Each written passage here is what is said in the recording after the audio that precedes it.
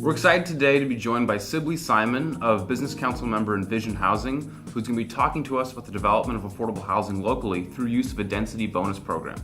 Sibley's going to be talking about what a density program is, how it works, and how it could be utilized locally.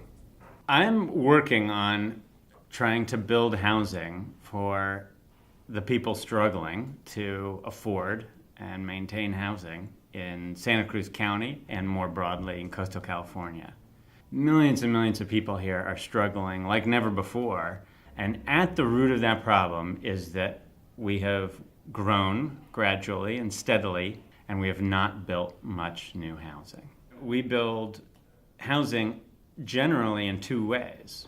One is market rate developers build housing, and because there's capital involved and seeks a financial return, and therefore tend to build very expensive for sale units of housing. The other way is that we have our governments, federal, state, and local governments put money into building affordable housing that are restricted to people of certain lower income levels. So what I've said about doing through New Way Homes is to say, can there be a third way of building housing?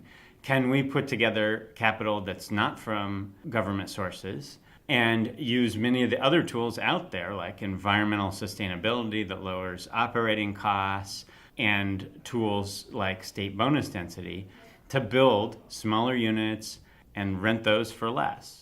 State bonus density law is a way to prioritize affordable housing somewhat higher in the list of all the things we care about with housing that's built. State bonus density law says local jurisdiction gets to set all the rules on land use policy on what can be built where. Once those rules are set, though, if a housing project includes enough of this deed-restricted affordable housing, a little bit of adjustment of the other locally determined zoning rules can take place. A little bit less parking per unit, some of those things. So that's how the bonus density attempts to get affordable housing for free without tax dollars, by saying, oh, now you can do enough other things in your development that effectively pays for some affordable housing for the greater public good.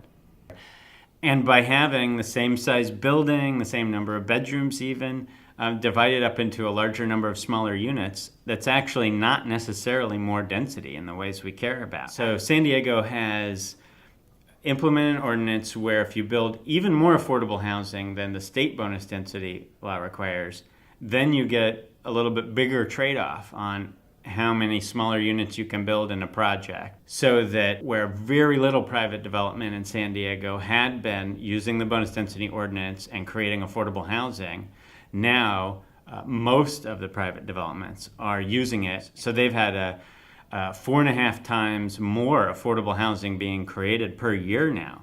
So I'd love to see more of the jurisdictions in this region learn from that and implement a similar program. Thanks for watching our program about density bonuses. Join us next time as the Business Council clears the fog on other Santa Cruz County issues. Be sure and click the subscribe button down below or follow us on Twitter and Facebook.